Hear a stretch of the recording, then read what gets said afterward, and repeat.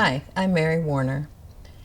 I've been a widow for 11 and a half years, and I can tell you that it's a whole phase of life that's different than anything else you've ever lived, and I can tell you that it's going to be okay. As you embark on this new part of your life as a widow, the part you didn't choose, the part you don't want to walk through, and you don't have a choice, you're going to some days wonder, am I going crazy? I don't have any control over my emotions. They're up, they're down. The waves of grief hit so hard that I can't think, I can't talk. And you're not going crazy. You're not broken. You're healing. You're grieving. One of my favorite quotes is, "Grief is love with no place to go." And that's what you're doing. You're making room. You're feeling the love. You're feeling the loss. And you're working on just getting through each day until you're better. Your grief is not a lack of faith.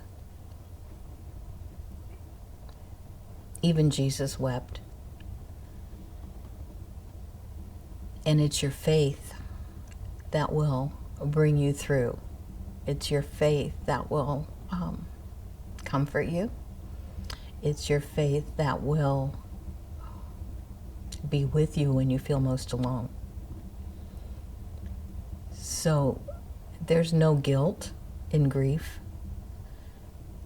You hold on.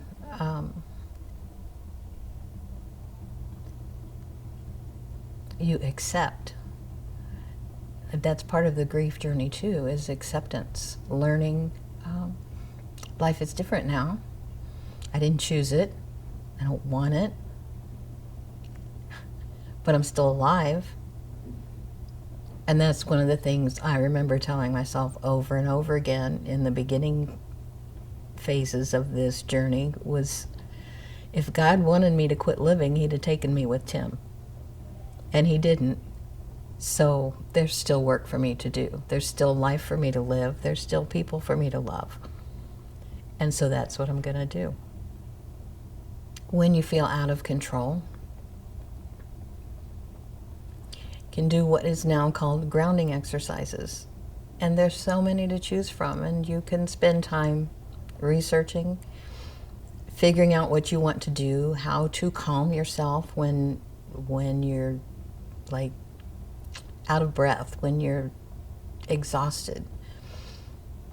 What works for me is breathing, all different kinds of breathing exercises. There are lots of things you can do. Take a walk, call a friend.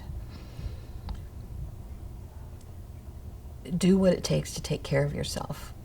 You can even keep a list of what are those things that I need to do to take care of myself. What will help me feel better during the worst times? Because during the worst times, you're not going to remember what's going to make you feel better.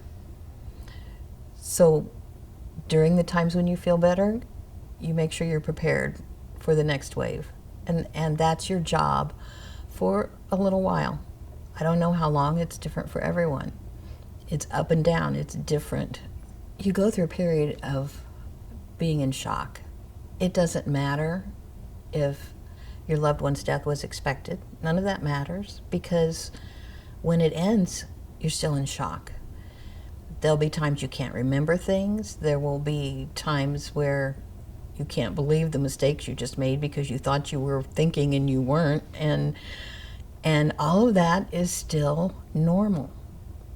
So don't get frustrated with yourself. Take one task at a time. And there will be many tasks that you weren't expecting, and many things that seem different, and things that weren't your job before, and now you're the only one. So be patient with yourself. You can pray for help. And if you don't have words for hope, Jesus, where are you? Jesus, I need you here. Just let me feel your presence. That's all I need. There is no right way to grieve. Don't let anyone tell you you're too emotional, or you're too this or too that, or you should be done. Everybody's different.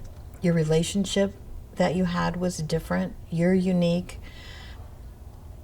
So you do what comes naturally to you. And when you start to feel stuck, like maybe you don't want to go down any further, or you need some help stepping back up, then you call a safe friend, somebody who can handle your tears without trying to get you to stop, but just be with you, help you hold the pain until it moves through. It's important not to isolate. Sometimes we just think we want to be alone, we need to be alone. And sometimes you do for a time, but you need one or two safe people who, like I said, can help you hold the pain, people who don't rush you, people who just sit with you and take time with you and maybe share memories with you, who aren't afraid to talk about past, present, and future, whatever needs to be talked about. So don't compare yourself to others. Don't compare your journey to others. Like I said, your relationship was unique. You are unique. And you will walk through this journey in whatever way fits you best.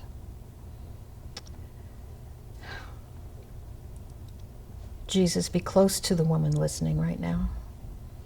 Steady her when emotions feel overwhelming. Give her peace for this moment and strength for the next step. Surround her with safe, loving support. Amen.